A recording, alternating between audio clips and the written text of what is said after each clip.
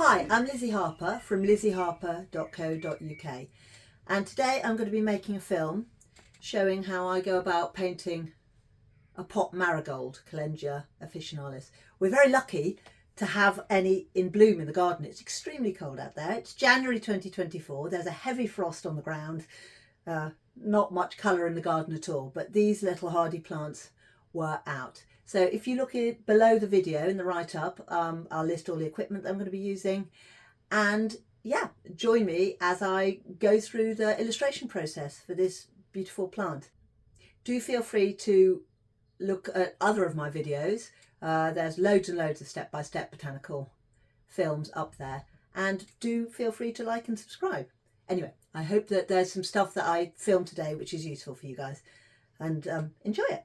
Today I'm going to be drawing the pot marigold, Calendula officinalis, and the reason for choosing this flower, other than the fact that they're very pretty, is that it is actually the only thing in flower in my garden right now. It's a very cold January day, and the fact that they're even in flower is extraordinary to me. What hardy little plants. So I've got a specimen in the water. This is a specimen I'm planning on drawing. There's a couple more growing in the garden. The equipment I'm going to be using is my mechanical pencil, 0.5mm leads, Pentel P205.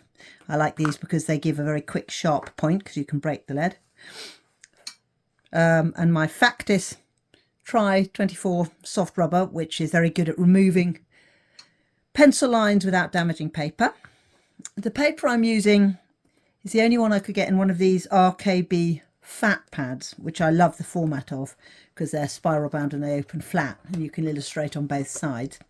So the paper in this pad is Botanical Ultra Smooth. Not my favourite paper, but I haven't tried it for a while, so it'll be interesting to give it another whirl.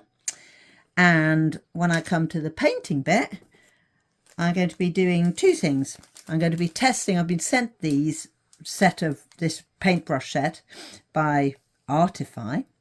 So I'll be testing those, but at the same time I will also probably be relying on my trusty synthetic paintbrush, which is a Princeton Velvet Touch round number 2. And if that one doesn't do me proud, although I've been really enjoying it recently, then I will revert to my Winsor Newton Sable Series 7 number 1. With that in mind, I'd better get drawing, hadn't I? So when I'm drawing from life, I mostly just look at it and plot the shapes to begin with. So often graphite doesn't really show up very well on paper, so I apologise if these early stages don't show very clearly. So I'm literally doing just one inner circle, which shows where the centre of the flower is, and then looking. This is such a delicate touch here because you really do not want these guide marks to show when you're done with your pencil drawing. Now, I'll start in the very middle. Oh my goodness, my eyesight has got a lot worse recently, so now I have to wear glasses all the time. I'm very short-sighted anyway, but now I'm long-sighted as well. Who knew? I thought they'd cancel each other out. Not so much. Okay, so there's the centre of the pot marigold. It spirals out in increasingly large circles. The spirals go like that. It's called a Fibonacci spiral. It's a very a very exciting. Mathematicians get overexcited about it. It's a very common shape in nature, and it's always worth, if you're drawing something like this from a composite flower family, it's worth thinking about your Fibonacci spirals, because in all likelihood that is the shape you're going to be looking at in the middle. Now, the amazing thing, which I'm sure a lot of you know, about things like marigolds and the composite flowers, or asteraceae, is that each of these blooms, each of these inflorescences, flowering heads, is actually a collection of many, many hundreds of separate flowers. And each of these dots, this is me plotting in the skeleton of the Fibonacci spirals coming out from the middle of the flower. Each of these little dots is in fact a flower in its own right. So these are what's known as disc florets. They're the ones that are in the centre of the flower. The ones that are totally round, like little circles, like I'm drawing now, they are, each of those is a little round bud. And further out on the flower, you can see that they've come out into bloom, and they have all the parts of a fully fledged flower. They've got the stamens and the pistils, all of that stuff. They're amazing. So these central areas are crammed full of tiny little disc florets, which I'm plotting in now. And the outer circle of petals, which I always used to think were just petals, those are the ray florets. I'll come to those in a minute. So that's why they're called composite flowers, because they're made of the disc florets and the ray florets. Now, different species of composite flowers do things differently. So a dandelion doesn't have any disc florets. Something like pineapple weed doesn't have any ray florets. They do things differently, but it's always worth looking out for. Okay, so those are all the ones that are in bud. Now, as we come out to the edge of this central disc area, the buds get bigger. So I need to show that, and then towards the very edge they've actually come out into bloom. And in fact, it might be worth me trying to take a photograph after I've made this film, to put it in the film, of one of the disc florets in flower. Also got my trusty magnifier on hand. This one's Optichrome. It's a 15 times magnification. Incredibly useful if you're observing flowers. So yeah, I'm now just looking at the disc flowers. Just each one has 4 tiny petals with a stamen, but because we're looking down on them, we can't really see them that clearly. They're all crunched together. So you just need to give a suggestion of their structure. Sometimes they're like that.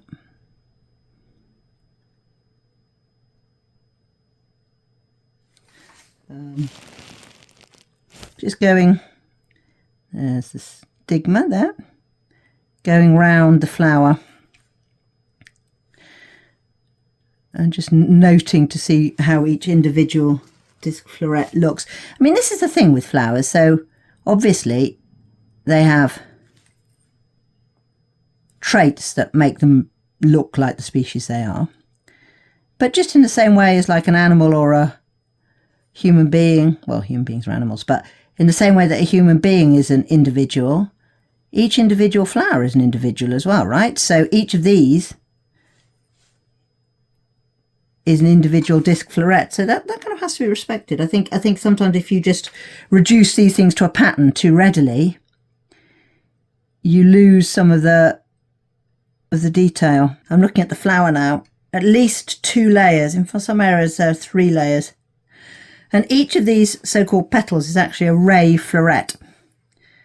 But so again, each one needs to be drawn in individually. And what's lovely is if you go round a flower and do this carefully, drawing each petal, each of the ray florets individually, you will, if you're lucky, find that you come full circle and back to where you've started. So all I'm doing with this is looking carefully and trying to respect. You remember that very pale circle I drew in the background? So I can still just about, I've already messed up, I can still just about see that.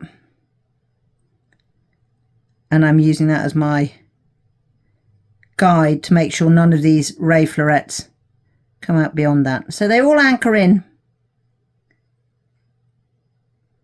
next to this area of disc florets, which is also known as the capitulum, which is the flowering head. That one, and then this comes. But so when you're drawing a flower like a daisy or a marigold, look carefully and see what shape each of the elements is, where it anchors. Is it wider at one end than the other? If there are lots of these going on, are they layered? Are they regularly layered? How many layers?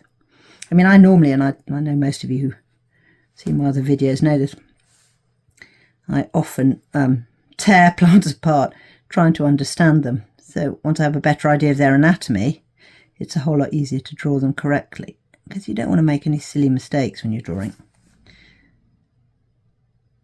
But you do have to keep your eye in and concentrate. So I don't think there's any benefit of you lot sitting with me in my freezing cold studio as I make my way round each and every of these ray florets. I've plotted in the flower, taking each petal seriously, and now I'm putting in the stalk. Now I have to shut one eye to do this, to do the positioning, because if I look with my left eye I can't see the stalk, whereas with the right eye I can. No, actually it's the other way around. Anyway, so I'm only drawing the leaf in with one eye, because otherwise I can't position it correctly. Every chance this is going to come off the area that's being filmed, and my apologies for that. Anytime you can, when you're drawing, if you can make one smooth line instead of lots of little scratchy lines, that's a good thing. I know when I was at school I used to be terribly impressed by the children who drew with lots of scratchy lines. I thought it looked so arty. And I remember my mum, who's a fine artist, being quite dismissive and saying anybody can do a scratchy line, but what you need is to train your eye to have the confidence to do a single smooth line. So that's what we're aiming for. Again, there's a slight kind of, a slight tooth, I guess, to these leaves. They're quite bendy. Good. There's a lot of activity in the garden right now. I've fed the garden birds because it's a hard frost, and they are very lively. They're fighting for their rights. The blackbirds are not having the sparrows anywhere nearby, and in fact the blackbirds aren't having the other blackbirds anywhere nearby. There's quite a lot of unpleasantness going on in my garden, I'm afraid.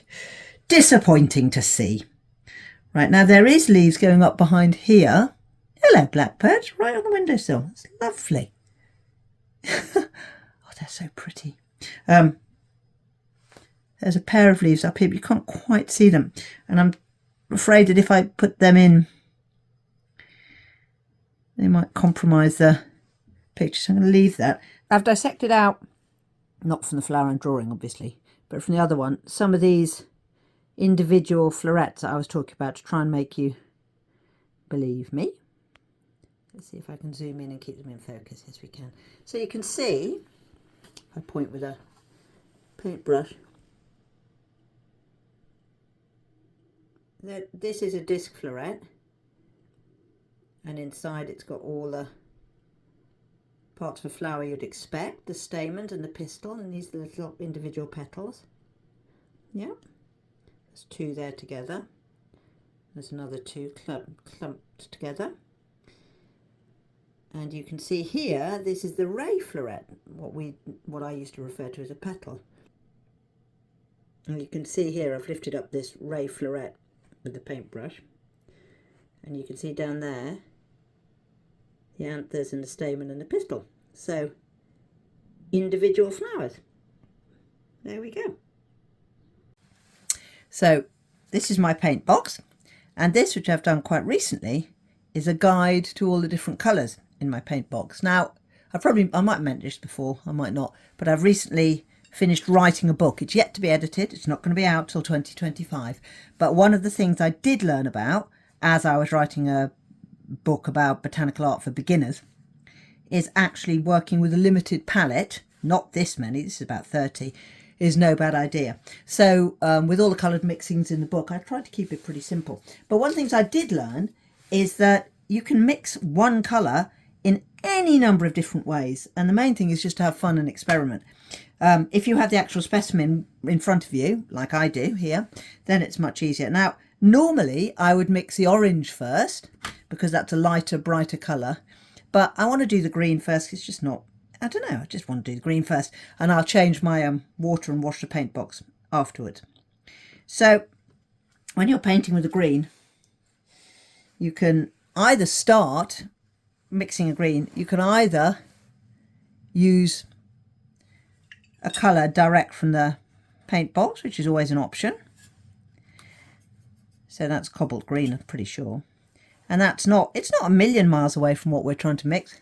Let me zoom in, sorry. So it's not a million miles away, but the colour of the actual leaf is slightly browner.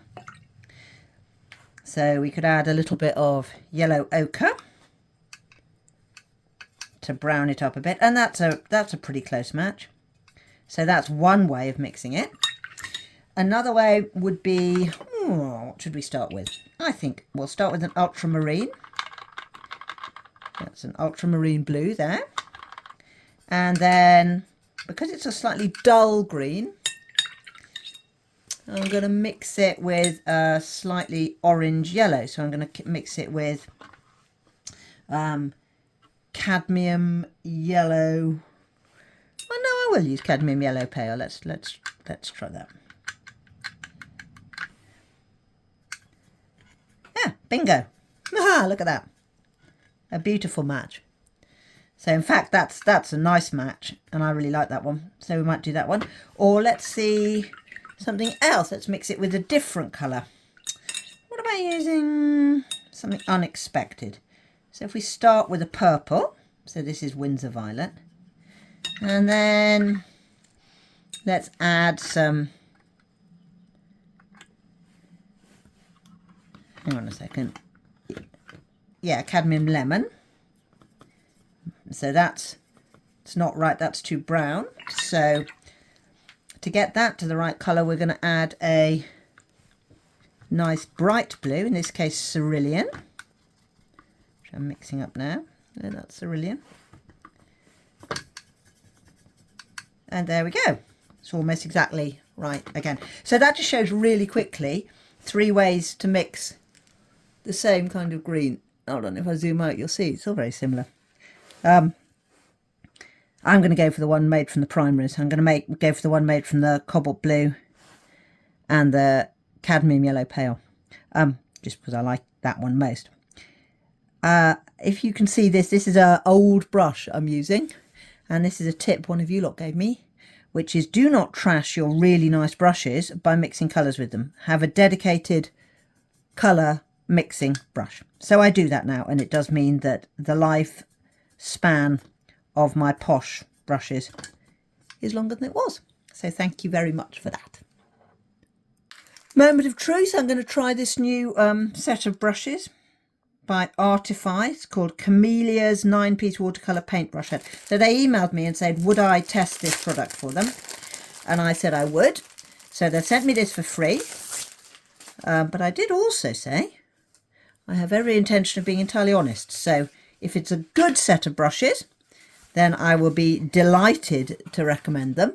If it is not a good set of brushes, then I probably won't be recommending them. So it looks like we get a flat brush, a cat's tongue brush, which I've never heard of, a round brush, which is what I usually use, a linear brush, which I know is good for things like hairs on stems, squirrel hair mop brush, blending, okay, all right. And there we go, a dagger brush, I've never used one of those, and an angular brush, never used one of those. I think if you're big on creating looser botanical watercolours like that, maybe this would be a better set. I'm not sure. Let's open it up and have a look. Okay, so it opens like that. Look, that is exciting. Oh, I do like new exciting product. Now, I think we all know me well enough to know that I'm not going to use that. I might use that for wet washes in the future, but not on this project. None of these interest me. That interests me, and that might interest me. So let's test this one, the round brush. So I'm going to put the other ones away for now.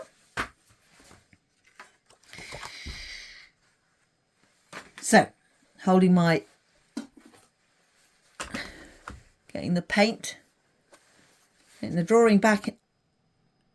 There we go, zoom in. I'm going to be doing the leaves, so let's see what's going to happen with this. This ties in with some of my other films. You might have seen I did a whole series of films and blogs testing out synthetic paintbrushes. This one I don't think it's synthetic, I'm not sure, it doesn't say. But it will be interesting to try. So fresh out, it looks like it's got a lovely point. And as I said, this is Artify from the Camellia set. And picking up the paint from our mix, let's see what it does. Okay, it holds quite a lot, and it looks like it's holding its tip. There's a tiny hook at the tip, but it's not too bad. Okay. Right, let's have a little look at that marigold. Hope you don't mind me rotating my canvas. Always feel free when you're painting to move the page around. So I'm going to start by outlining the leaf. And then there are veins and things on these leaves of these marigolds, but they're pretty unobtrusive. You can't really see them, so it's almost a flat leaf, which is a treat for us to paint because it makes life much easier. However, we still have to observe the lights and darks. How do they fall? This is all right. It's holding its tip thus far, but oh, I didn't like that blobbiness. Let's see.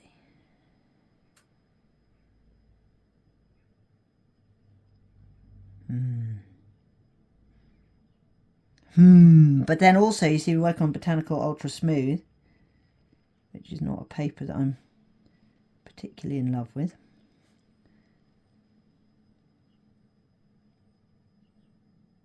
Okay, that's all right. Reload the paintbrush. And this side is also dark. So what we do here is outline the main rib. Whoa, carefully though. And then plot in, I used to say I plot in my darkest darks. It isn't. It's actually become apparent that what I plot in is the midtones. So traditionally in botanical watercolour, you don't do that. You work from light to dark. And I am absolutely full of admiration for people who can do that, because it means they have to carry so much information in their head. They have to carry the entire tonal map of their subject at all times. And my poor little brain is not capable of such feats. So I put down my midtones to start with. I think this brush, I think it's fine. I don't think it's going to be my new favourite, but it's okay. Like I say, the other ones in the set aren't really going to interest me very much. Let's just finish this one leaf using the Artify, and then I'll go back to my Princeton.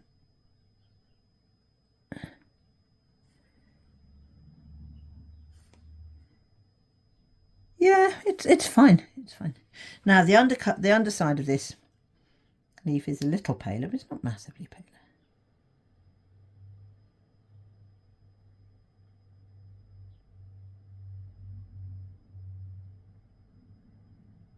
So you can see a couple of lateral veins on the underside, a little clearer than you can on the top side. So I'm plotting those in.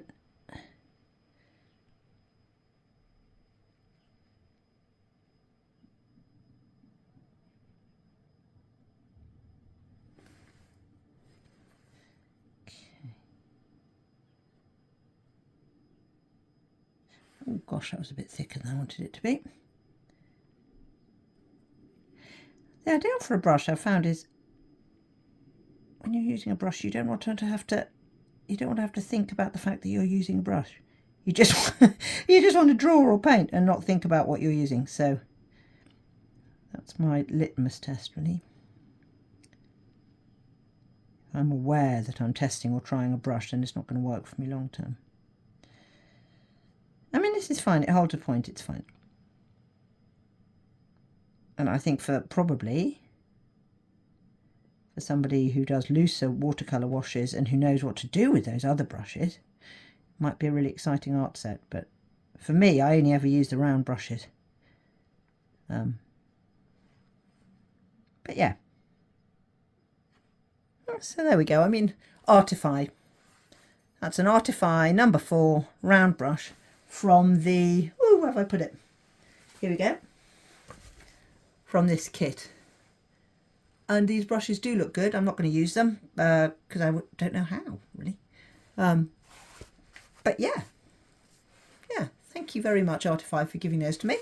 Your round brushes passed the test. It's fine. And I very much appreciate being given free art equipment. This leaf I'm going to paint with this brush, which is the synthetic that I found that I got on with best when I did all my tests of synthetic brushes. So it's a number 2 round Princeton Velvet Touch. And it's really good. I've been doing a lot of painting with it and it's held its point really well. This has been in constant daily use for probably about 3 weeks and it really hasn't hooked or lost any bristles, so I'm really pleased with it. Interestingly, somebody did point out on my YouTube channel recently that these synthetics, which I mainly started looking into for ethical reasons but also for price reasons, for some weird reason in the last 6 months, something like that, the price point has doubled or almost tripled. So I don't know what's going on with that. You know, here we are busting a gut to try and find good alternatives, and then you guys go and multiply the price on us. That's so mean. Anyway, I mean, there is a bit of a hook on it, look, you can see that, but it's not, it's fine. Okay, so the second leaf, coming out to the edges. Oh, that's better.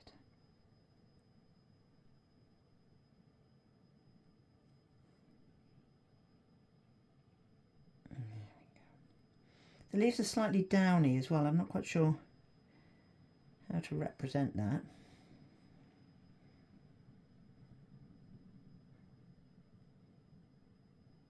I can't tell you how nice it is to be doing this. I've recently completed a commission that, you know, I really enjoyed, but it was very very complicated. It was a landscape of a garden scene with lots of stuff going on, and you know, it felt like a giant colouring in page actually.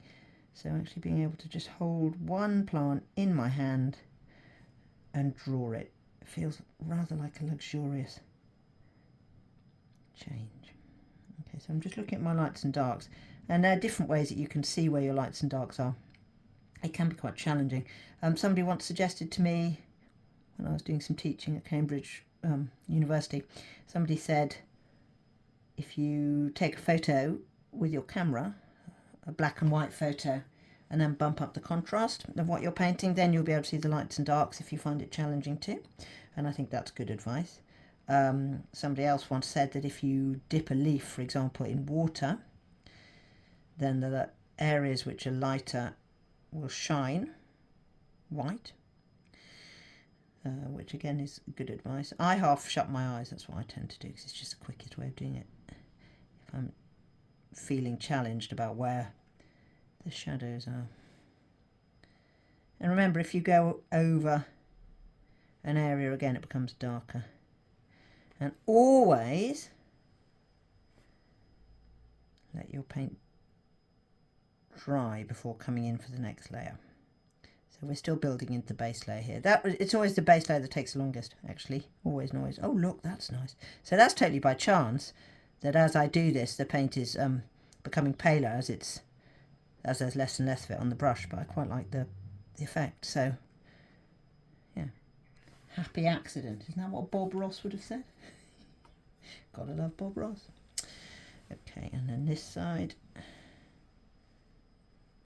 you can see here some shadows which suggest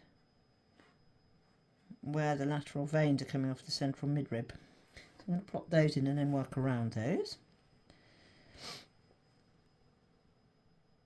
And again, it's just building up the area of colour the area of shadow and tonality. And all the time you're drawing with your brush, the whole time you're looking at your subject matter. And so I'm staring at this leaf probably more than I'm looking at the page, and I think that's how it's meant to be. There's some ratio, I think. The ideal ratio is you look at your subject matter 80% of the time and the page 20%. I don't think I'm quite as virtuous as that, but I do mostly look at what I'm drawing.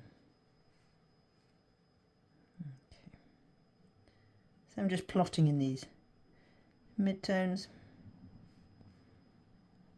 and I'll crisp up the edges here.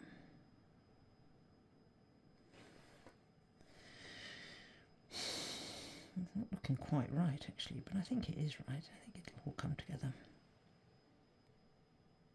Very, very easy. I think any of you who have ever done any art will know this. It is very easy to be very critical of one's own work.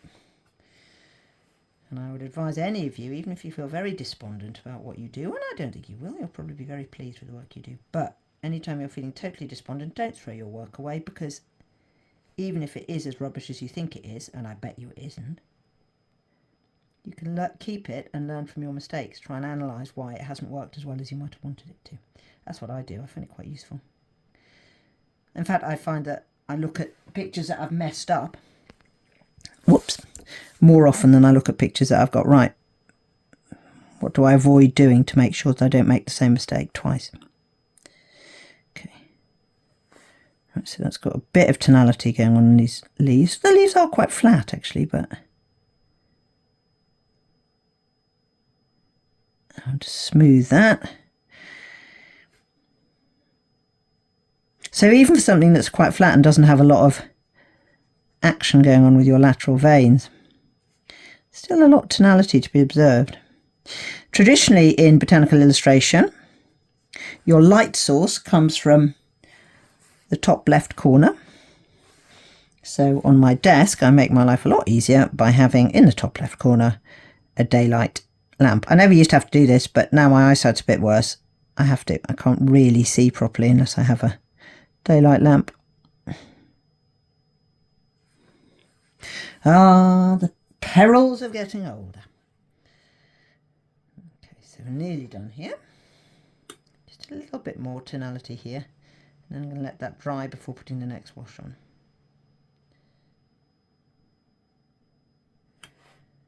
And one of my friends recently, he's actually quite a good painter, but he doesn't realise he is. But he was talking about watercolour, and he describes it, he explained it as if you go in for the second layer before the first layer of paint is fully dry, so you just get a muddy mess. Which is true.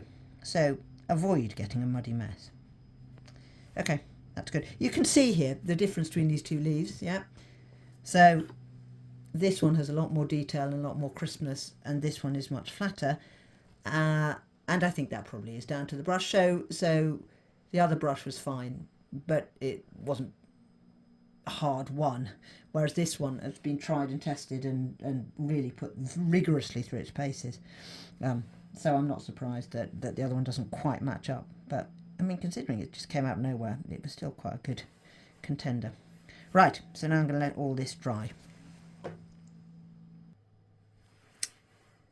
And just as it's drying, what I like to do is work on different elements of an illustration. So if one bit is drying, work on a different bit, otherwise you're wasting time really.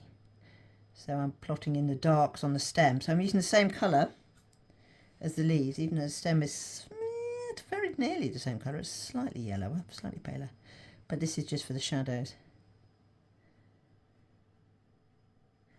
And can you see here how I've left a very thin white line between the edge of the leaf and the stem, and that's on purpose so that the paint doesn't flow into it, so the paint from the stem doesn't flow into the leaf and vice versa. Okay, now I really am going to let it dry. The paint's dry now, so using exactly the same colour mix. Where are we? This one. Which one? This one, there we go. I'm just going to add some water to make it paler. In watercolour you make a colour paler by diluting it with water. So again, working into these, it's almost like you're paling it out. So you paint over the dark edges that you've already plotted in. That's fine. And then you work a little further into the areas of highlight, the white bits of paper on the page which are left.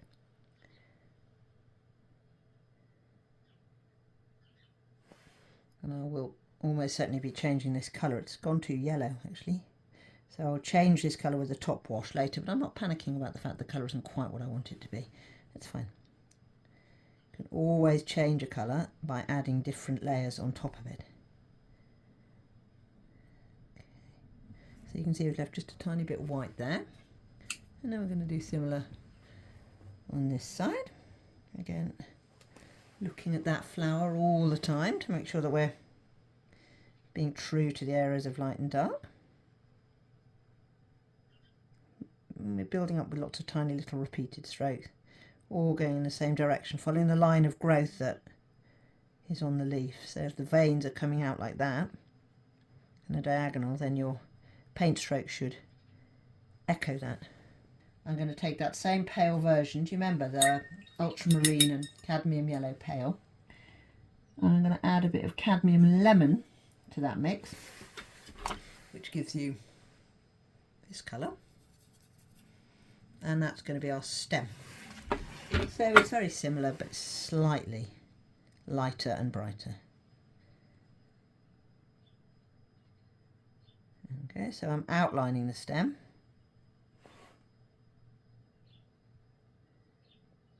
And again, being careful where it touches the leaf, not to overlap too much.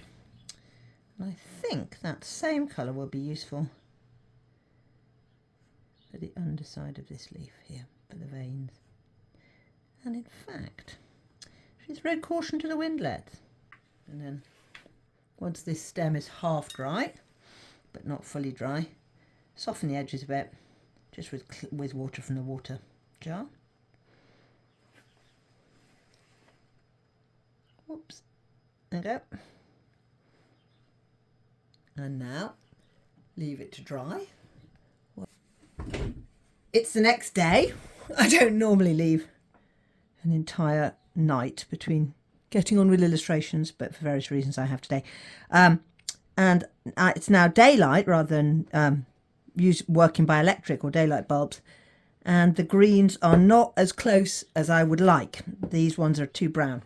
So the next step is to take the greens that we have and mix a slightly bluer green, put that as a top wash, and then we shall pick out our darkest darks. Using my paint mixing brush, I've mixed this green, which I'll use as a wash. So this is ultramarine, as before, but this time I've used cadmium lemon rather than cadmium yellow light. And if you compare those two greens, that's the one with cadmium yellow light, and that's the one with cadmium lemon. So this is a much brighter green. So I'm going to dilute this a little further. And because this is just a very gentle top wash, I'm not even going to use my normal paintbrush. I think I can just whop some of this on top. And to unite the bottom and the top of the leaf, I'm not going to be precious about painting them separately.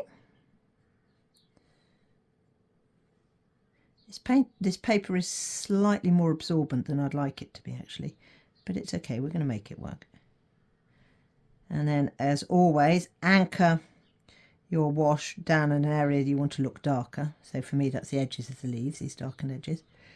Here on this leaf as well, just pop that top wash on.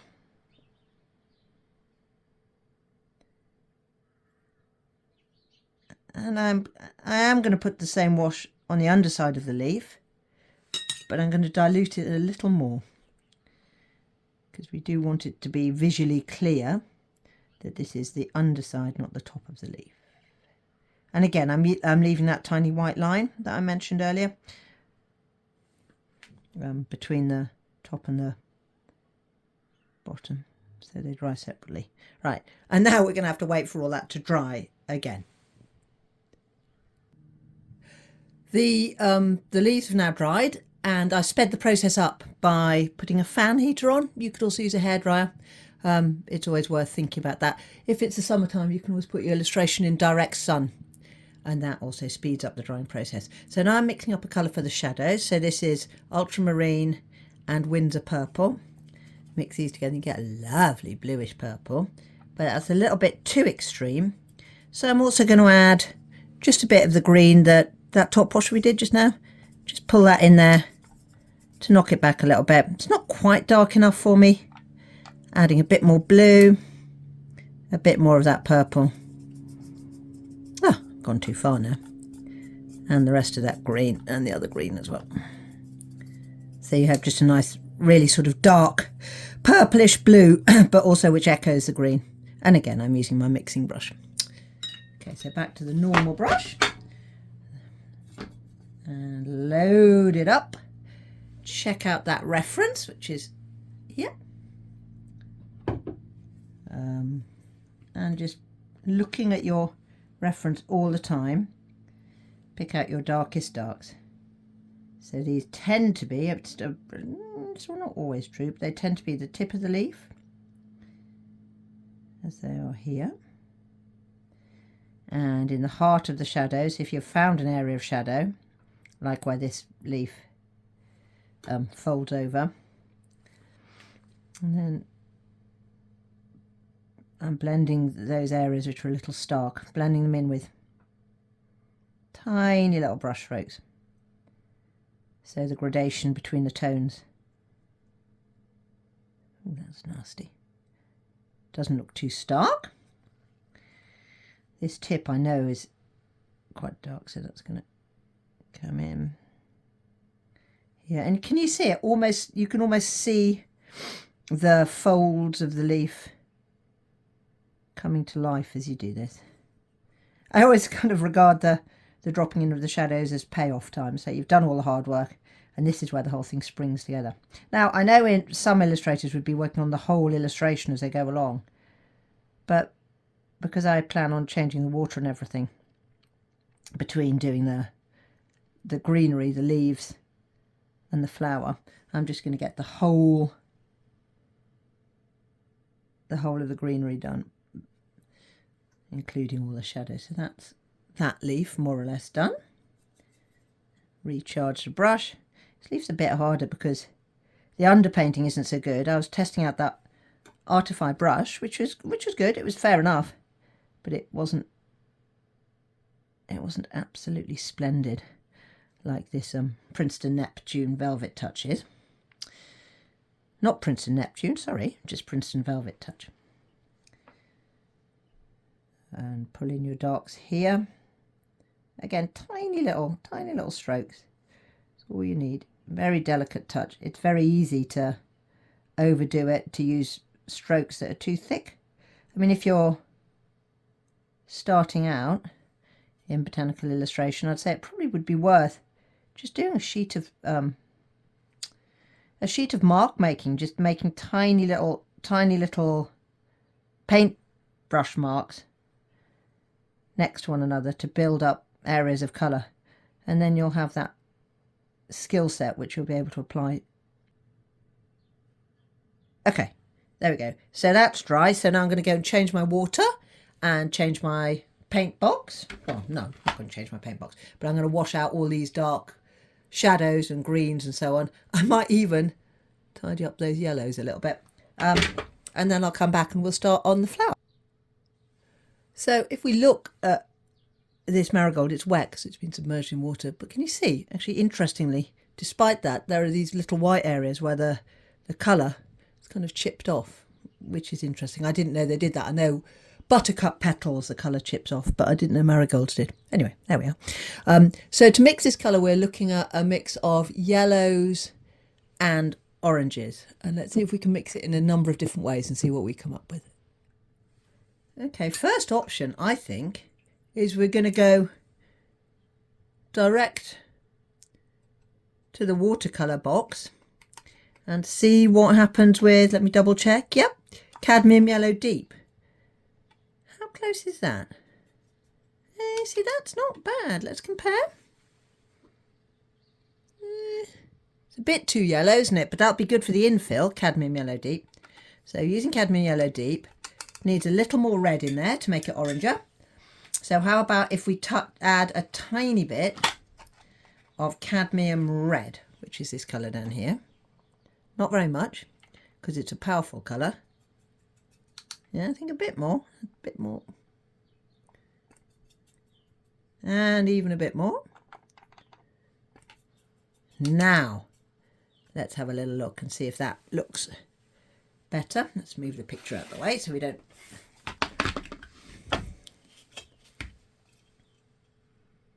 Yeah, that's looking pretty good to me for the outlines of the petals. So, for the petals, literally what I do is I outline them. Okay, I have to rotate it so it's in the right position so I know where... Where's that one that's folding over? That one's there, okay. So following my drawing, outline the petal with the colour, and then you're going to anchor it to the centre of the flower. A few little paint strokes.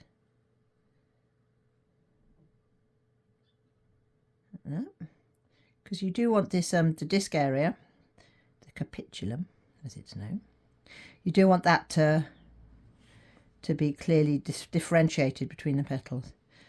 And I tend to put a little more body colour up at the tip of each petal as well. But we're leaving an awful lot of white here because these petals glow, don't they? So in order to make them glow, we're going to have to make them look bright, make sure there's some contrast between the lights and the darks. And the way to do that is to leave the page white. Like I said, in watercolour, your brightest colours are got simply by leaving the page unpainted. Okay. And in the same way as I did before with those leaves, I'm leaving a tiny little line. I'll zoom in a second actually, but I'm leaving a tiny little white line between the petals. So this is where all the detail comes. After this, it's literally adding colour and then picking out your lights and darks. Well, not picking them out, but exaggerating them. Let's zoom in so you can see what I'm up to. That's better. This one? Yeah, that's fine. And it's interesting with these that the petals are such different sizes and shapes. So some are much smaller than others. Tends to be the ones that are smaller are the ones that are in the inside ring, but it's not entirely true. In the wild type of Calendula officinalis, suppose there's only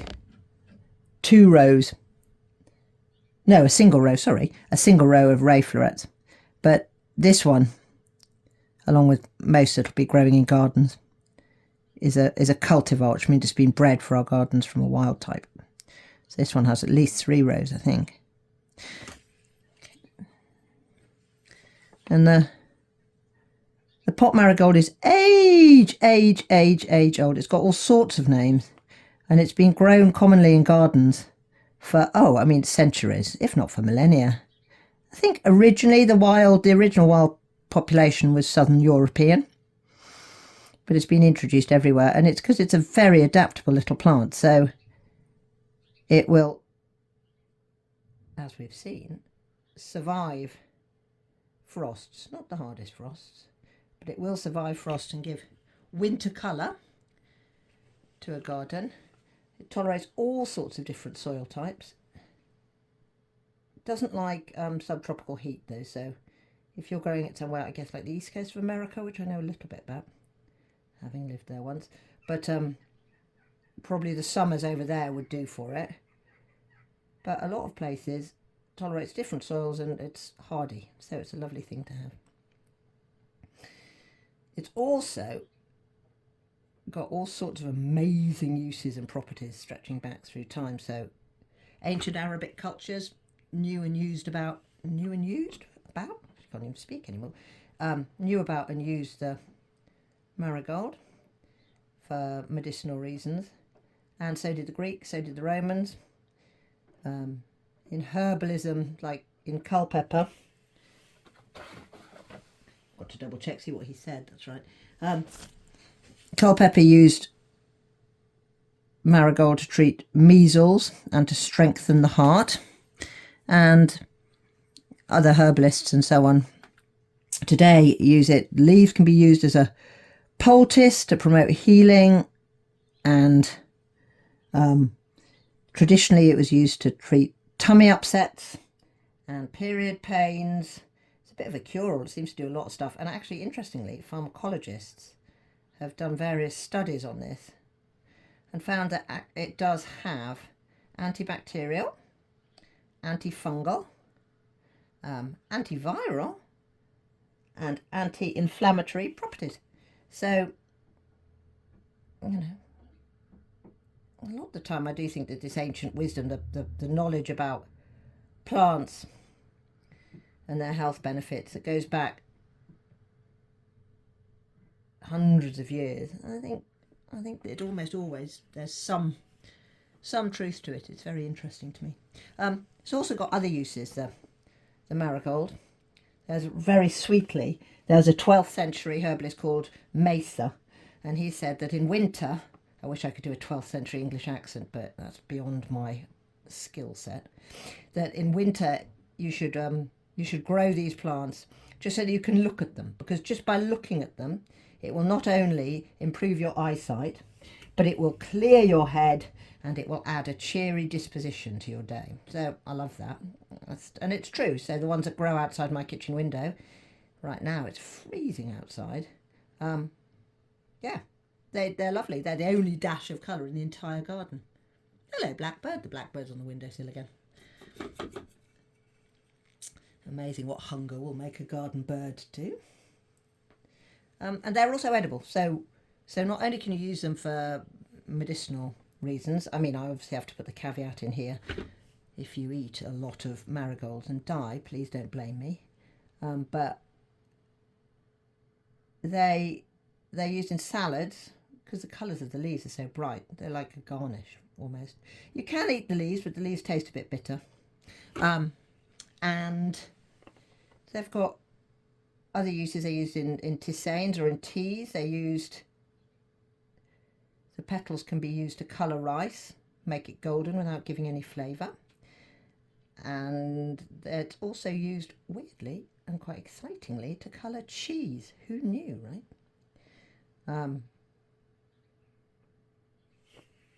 Yeah. So then some people say it's sort of like a poor man's saffron, which I haven't tried it. I don't know. I don't know if it's got a similar flavour or not. But then, of course, saffron is a plant as well. It's the stamens of a crocus. So there we are. And maybe it's the carotenoids in the orange colour that has something to do with the flavour. No idea. It's also been used in dyes, so to dye cloth and to dye things through history. And it's used in the cosmetic industry.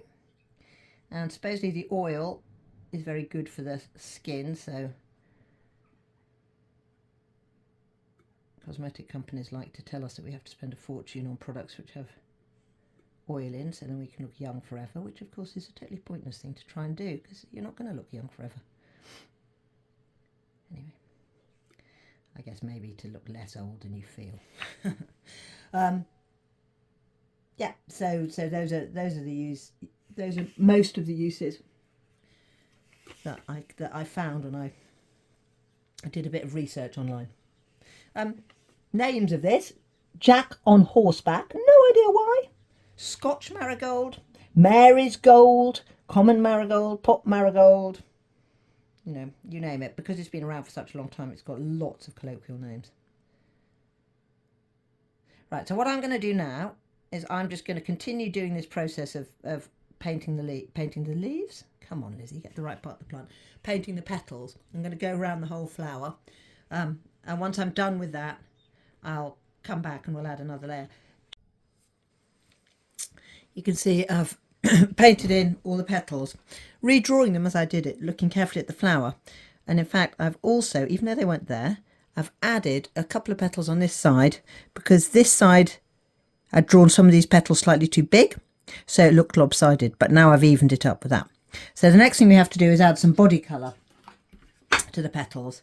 And again, I'm going to move this out the way so I don't drop water on it. But if you look at the actual specimen, the flower that we're painting, we're ignoring the white bits, but they're deeper orange out towards the tip of the petals, and they become yellower towards the centre. So we've already considered that while we've been putting down the original colours, but now we're going to emphasise that. So we're going to put a yellow wash on top of what we've already painted, and we are going to allow the underpainting, the bit that we've already done, sorry, cleaning the water off my desk, to sort of do the work for us. So this is cadmium yellow deep here, and that is just that colour straight from the pan. Generally I like to mix colours rather than using them straight from the pan, but in this case I think we're going to be fine, and it's quite dilute. So I think I'm going to start by doing the outer petals, well, the outer area of the petal, anchoring it down and not going further in. I think what I'm going to do is mix up a different yellow for the inner areas of each ray floret,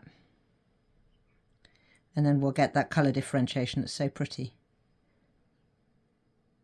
So can you see it's just literally doing what we do, going over the first layer of detailed painting, leaving plenty of white space, because that's where our shine and where the tonal differences come from. I always think, whoops, that was a bit wide. I always think with watercolour painting, it's like when you've got that first layer down, what I sort of sometimes call the mid-tones, whatever. Once that's done, things become a lot easier, because now it's just layering colour. Now it's almost like the hard work is done. The tonal observation, obviously you're still looking at your specimen, but the hardest part is finished once you've got this initial layer. There again, just pulling the paint out, and can you see I follow the line of growth, so the petals grow outwards like that. The last thing I want to do is go painting horizontally across the petals or something like that, because that would look rubbish. So just follow. And these ones which are overlapped and therefore in the shadow, I'm not going to worry so much about that yellow rather than the orange towards the inner area. Making sure we leave plenty of white. The biggest mistake when I do teaching, and I don't do a lot of it, but when I do, the biggest mistake that students seem to make with watercolour is covering up, going too dark too fast. So in an effort to fill in, colour in their specimen, they'll cover up all their whites, and then there's no way that you can make that flower glow. It's just impossible without the white of the paper. So around we go. I'm just going to do this all the way around, and then we'll move on to the inner bits of each ray floret, which is going to be a brighter yellow. All of this is now done, all of the petals going round. And the reason why I keep cutting and finishing doing this is if I just made you guys sit and watch me paint the whole thing, it would probably take about 4 hours, 5 hours.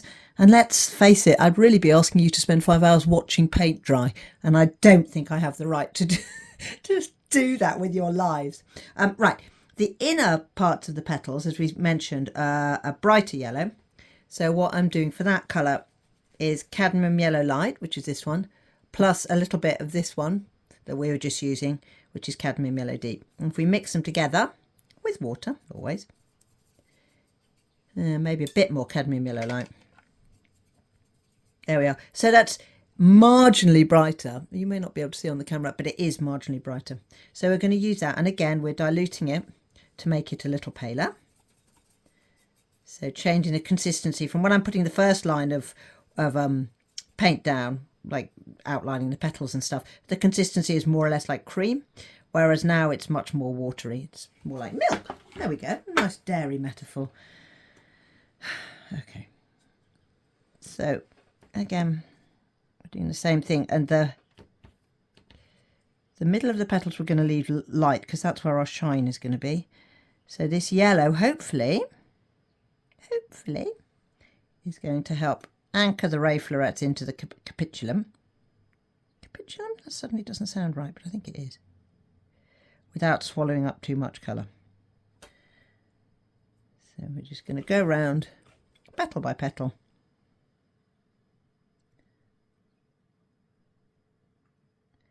And it's very easy when you get to this point with an illustration to just stop looking at your reference and be like, oh yeah, I know exactly what's going on. But it is important to keep looking, because otherwise you have terrible moments, which happen to me quite frequently, where you suddenly look at your plant and you're like, oh my goodness, I've just actually done something really stupid and really painted that wrong. So do keep looking at your reference if you can. If you're painting along, and I know some of you are very loyal and will be, thank you for that.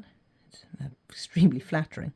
But if you can't get your hands on a pot marigold and you're working from a photo, same is true. Just keep referring to your photographic reference in the same way as you'd refer to an actual plant.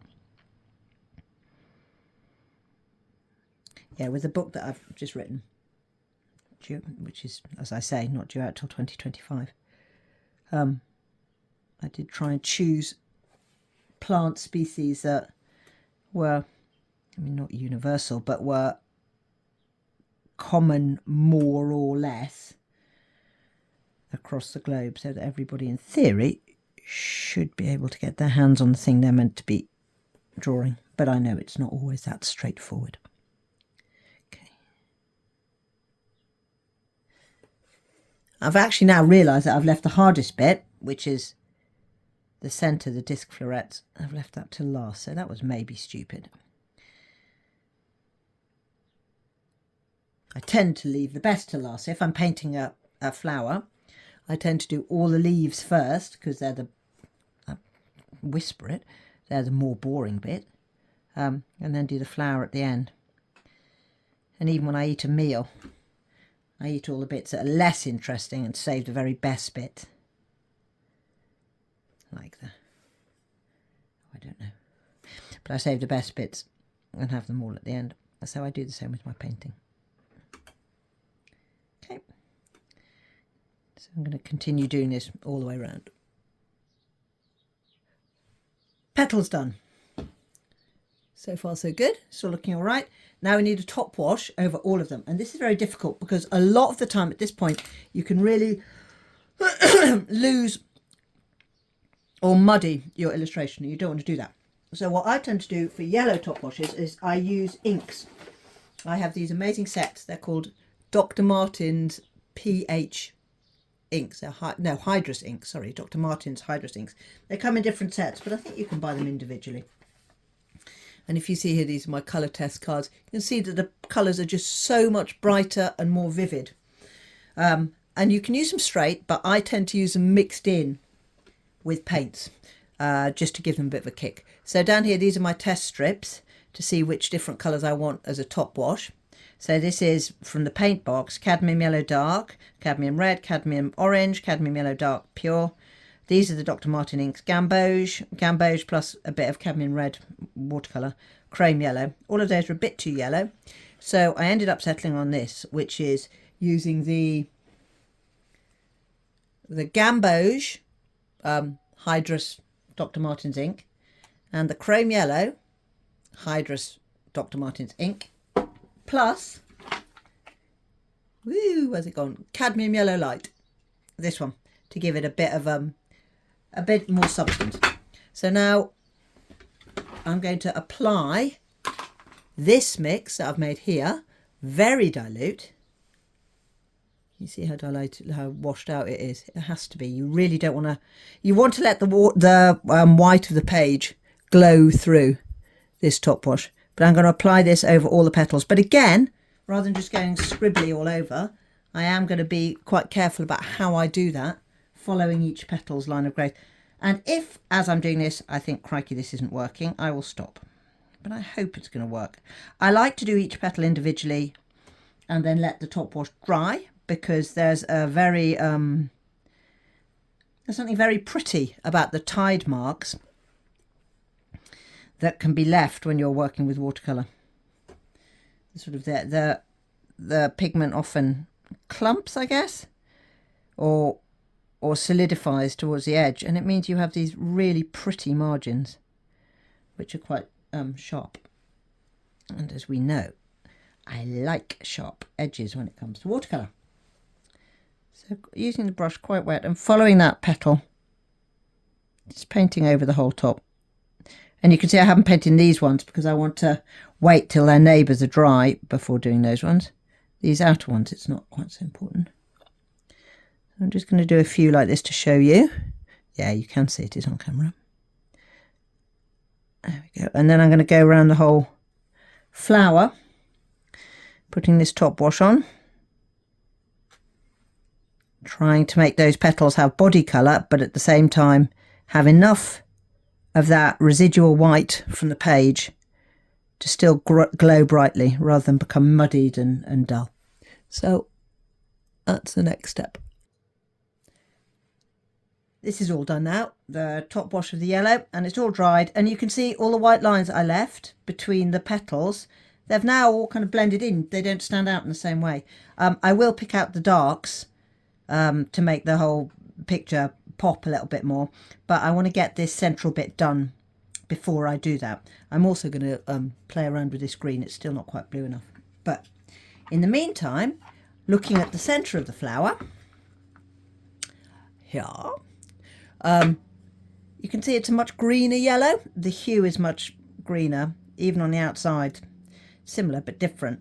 So I've mixed up a yellow which I think will work for that. So it's cadmium yellow dark plus cadmium yellow light, and I've also added a tiny bit of yellow ochre to get it a bit of substance. And now using my brush,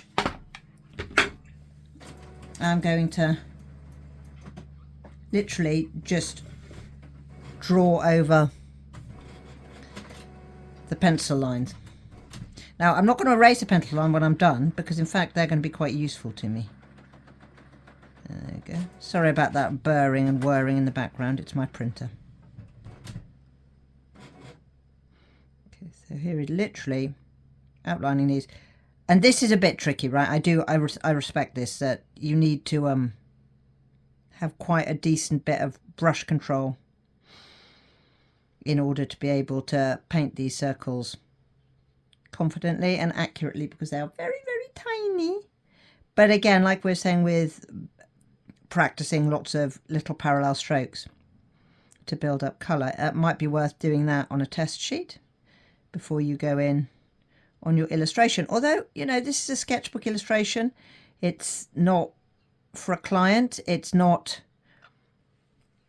going to be under public scrutiny. I mean, I may never even get around to publishing it, who knows. So in the same way as anybody who has a sketchbook, you can decide what you do with those images.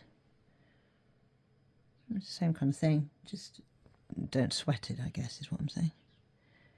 I think another thing that does go wrong when people are doing botanical illustration is they're so worried about what the end result is going to look like that they kind of incapacitate themselves.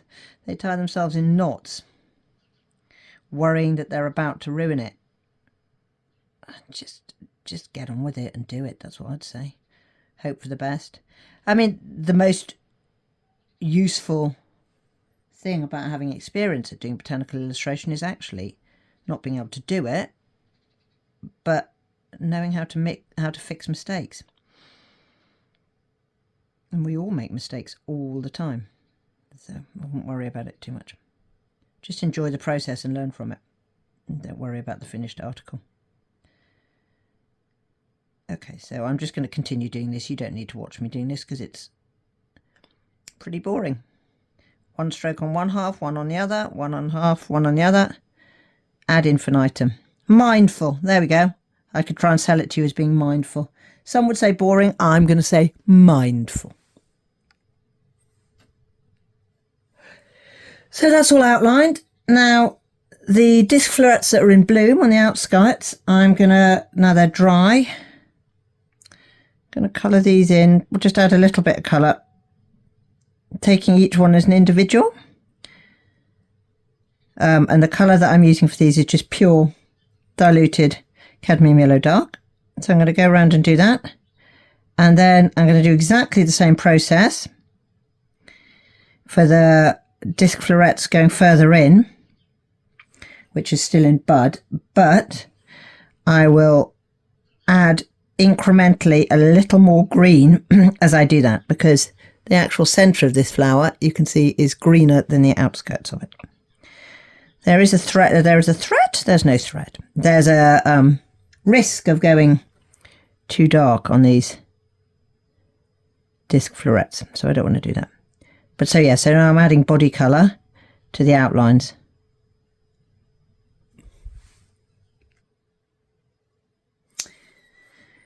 So this outer rim, the sort of circles within the outline, were done with cadmium yellow deep.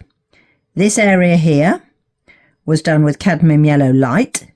This area here, where I'm not going to lie to you, I wasn't outlining everything. There was a bit of stippling, lots of little dots going on. That's cadmium lemon. And right at the heart, I mixed cadmium lemon with sap green to give this kind of green effect, which echoes what's going on here. Now, next thing we need to do is put a colour wash over that.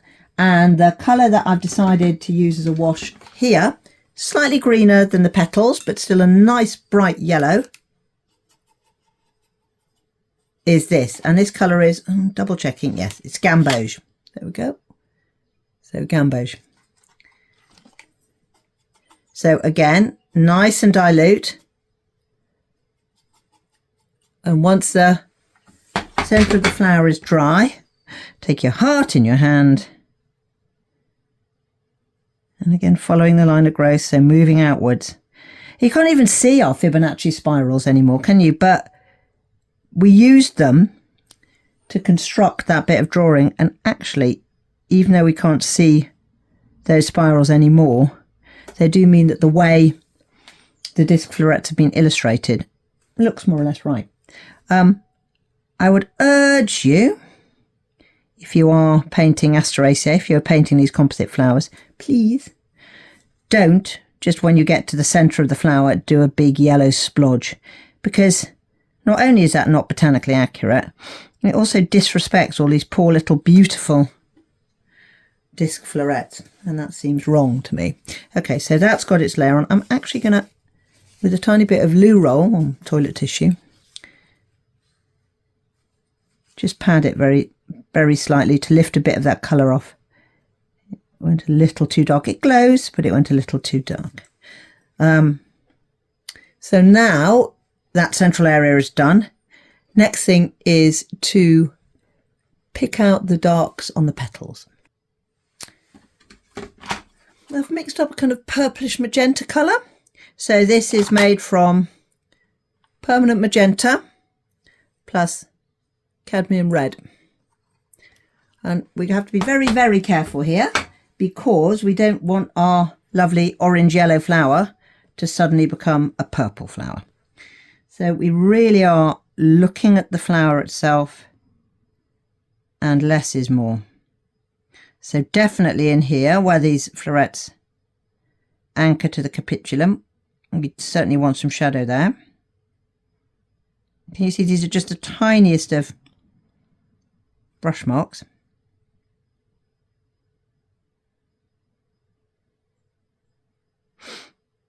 All the way around. Ooh. Moments like this, I always panic slightly. I'm like, okay, so I think I know what I'm doing, but it looks a bit weird, so maybe I'm messing the whole thing up. And then that'd be awful, because I'd have messed all of you up, and it would have taken me 2 hours to do it. So hopefully it's going to work out okay. So literally just working our way around to start with, around the capitulum.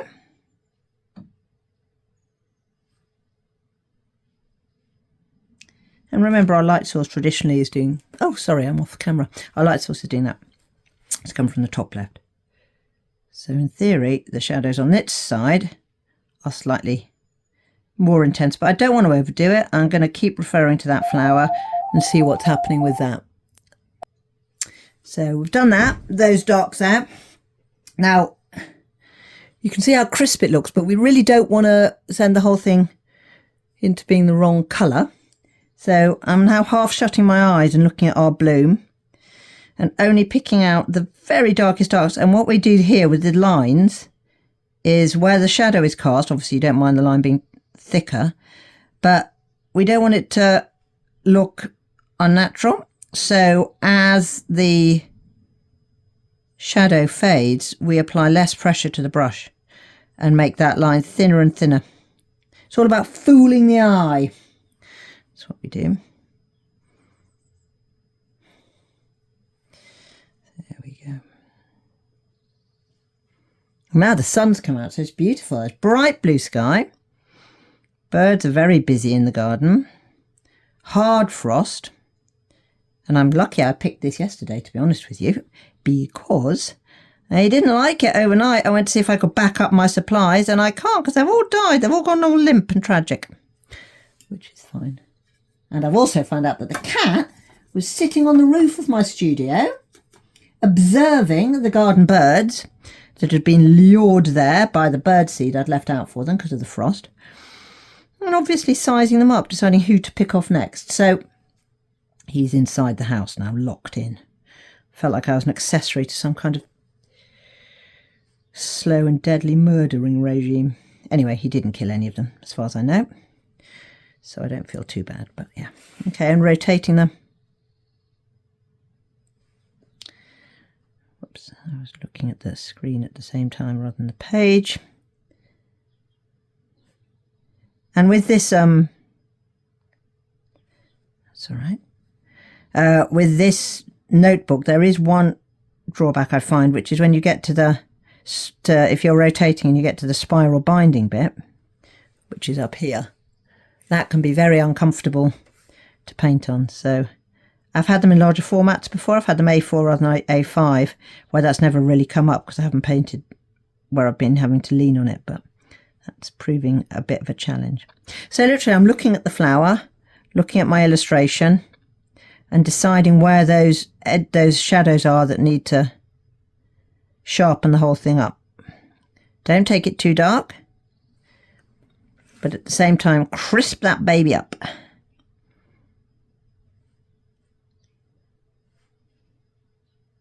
And a lot of this is quite a sort of personal decision. I mean, yeah, you've got your specimen in front of you, but at the same time you have to really make the call on what you want to. My hair is falling onto my paintbrush. That's disgusting. Sorry. You have to make the call about what you want to darken and what you don't want to darken. Hey, see, I think I'm a lady of a certain age. My hair keeps falling out. Not only has it gone grey and also now behaves like straw, but it also keeps falling out. I need to decide what to do about it. Oh, first world problems. Okay. So here we are all the way around.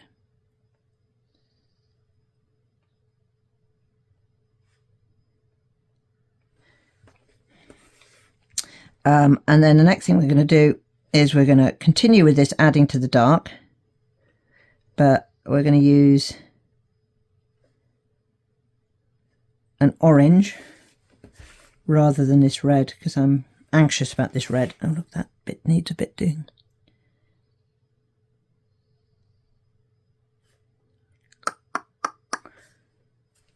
I mean, the funny thing also is, right, I look at my painting, there's my painting, there's the real thing.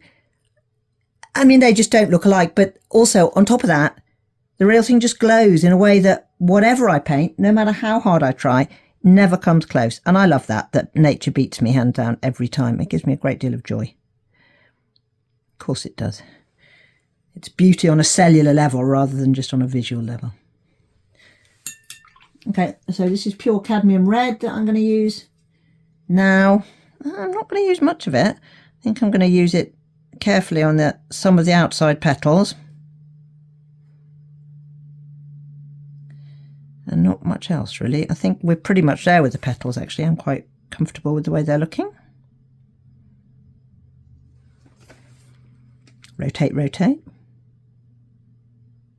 And then the next thing to do, once I'm done with this, is the shadows in the centre of the flower. Now for the disc florets, I've used that same mix that we did before, the cadmium red plus a permanent magenta, and I've added a little sap green to make this kind of reddish brownish. So I wanted more green in there because the yellowers are green. The yellowers? Crikey. The yellows are greener. And again, looking at that flower the whole time, this is quite tricky. I want to pick out the dark. So obviously there are some darks in the spaces between each individual disc floret, but also within the structures where they're in flower, where each of the disc florets overlaps the petals, etc., etc. So I'm just going to go around and pick this out. Definitely looking at my flower, the areas of most intense contrast are on the outskirts, on the disc florets that are in flower. The internal ones are crammed that much closer together that there isn't the scope for casting so many shadows. Yeah, this is making me feel a little bit sick, if you want to know the truth, because there's a big contrast between the shadow and the body colour. And therefore, because the contrast is big, there's every chance of making some stupid mistakes. And I often do make stupid mistakes. So I'll let you watch me as I put myself through this particular form of torture. I've said it before, and I'll say it again. Anybody who tells you that doing botanical illustration or flower art or flower painting, it's a relaxing way to spend time, either they know something I don't, or they have a very different approach from me, or they're liars. At the end of a day painting flowers, it isn't at all unusual to find yourself on your knees, absolutely exhausted. So if that's you and you think, why am I so tired today? All I did was paint a marigold. Go with it. It's hard work because you're looking. And think about all the things neurologically, right? What are you doing when you're painting? You're looking, so you've got that visual imagery coming in. You're translating that from 3D to 2D. You're mixing colours, and you're also doing very fine motor control with what you're doing with your paintbrush. And you're making executive decisions all the time about lights and darks and what you want to emphasise and what you don't want to emphasise. You know, don't be surprised if you're tired. There's a lot going on.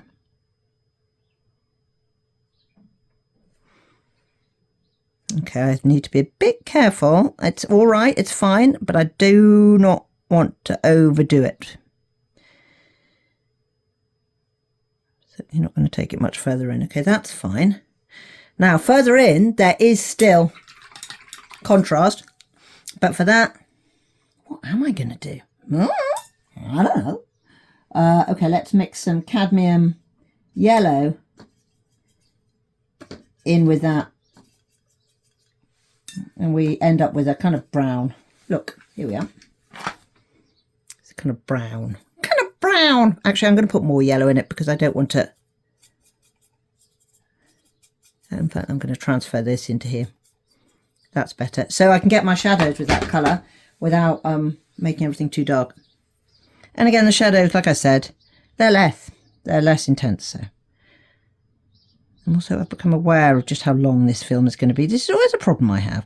So those of you who regularly watch my films, you're always very good and very sweet. And you always say, oh, I want to see the whole process. I want to see drawing. I want to see. And the thing is, you end up with something which is longer than a feature movie created by some middle-aged weirdo in a shed painting flowers. And thus you lose 2 or 3 hours of your life to something that isn't even a bespoke product. You could always go to the cinema and watch the Barbie movie or Oppenheimer or Wonka or goodness knows what. Don't know whatever the latest one is. You might get more out of it than watching me struggling with paint. Okay. And again, I'm not really going to do that much more here. This is all making decisions on the hoof. trying to make a gradual transition. It's a bit too fat over here. I don't know what's going on. It's annoying me. Making decisions on how to make there a gradual transition between the darks. And here is a less dark. Okay, that's all right. That's weird though. That bit there is weird. I don't know what I think I'm doing there. Put a little bit. Maybe if we just... Oh gosh, no, don't do that. That's a stupid thing to do. Maybe it's not a stupid thing to do. What do we think? What about if we do that? Then we add a little bit of tonality to this side of the flower. Maybe it's not a disaster after all. Another of Bob Ross's happy little accidents. Oh no, that's a bit rubbish. Anyway, blot it off, doesn't matter. Right, and in the centre, I'm literally going to get some sap green and mix it with a bit of yellow and just, there you go, a little bit more going on there. Right, that looks okay to me. I'm going to add some of that purple shadow mix to the stem. Yeah, where the petals are casting their shadow on the stem, and where the petals and where the leaves are casting their shadow on the stem, because there was still the remnants of that little white space that we originally left. Okay.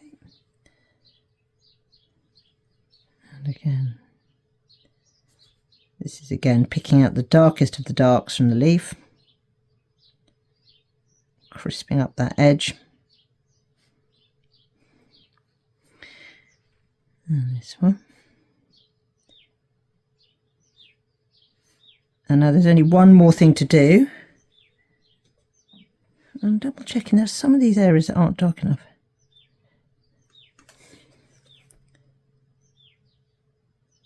Meow, meow, go the birds in the garden. They couldn't care less.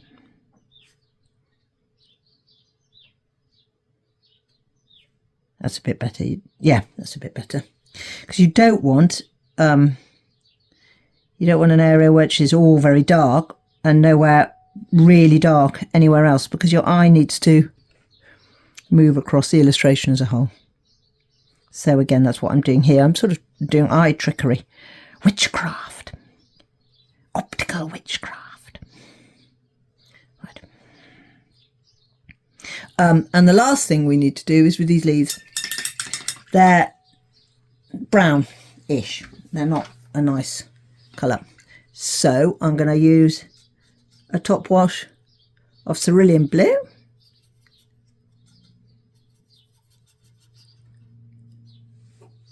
Very dilute. Heart in mouth time. That looks rubbish, but I think we'll blot it and it might be okay. Oh, can you see the paper started to bobble because this is our third or fourth layer of colour? No, I think we're okay. That might have saved the day. And again, anchor it down there. That's better. And dilute that blue even more.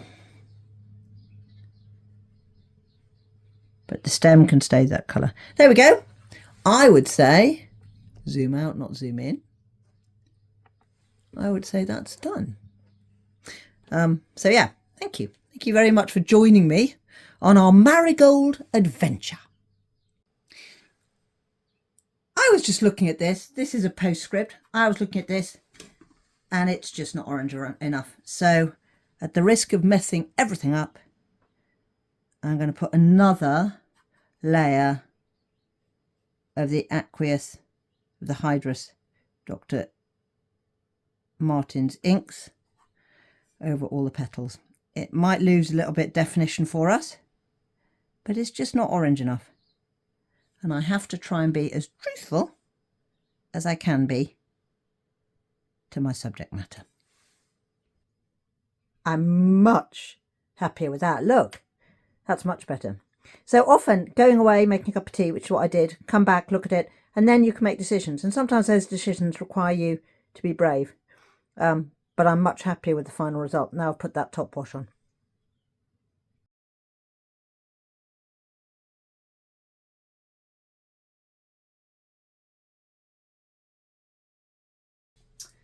So thank you for painting the pot Marigold Calendula officinalis with me on this chilly January day. I think we're very lucky to have found something that actually is from the garden and is in bloom.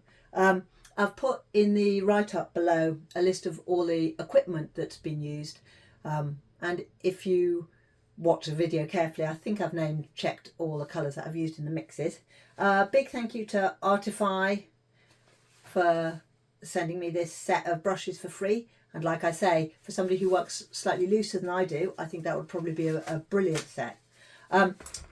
If you'd like to see more of my work, please visit lizzieharper.co.uk, where you'll find lots of blogs, galleries of my illustrations, and loads of original illustrations which are available to buy. Feel free to browse. You can always email me if you have any specific queries, and please do like and subscribe. I know I meant to say that. So like and subscribe. I know it's been a while since I've made the last video, and apologies for that, and thank you for waiting. And I look forward to seeing you next time. Thanks a lot then. Bye now.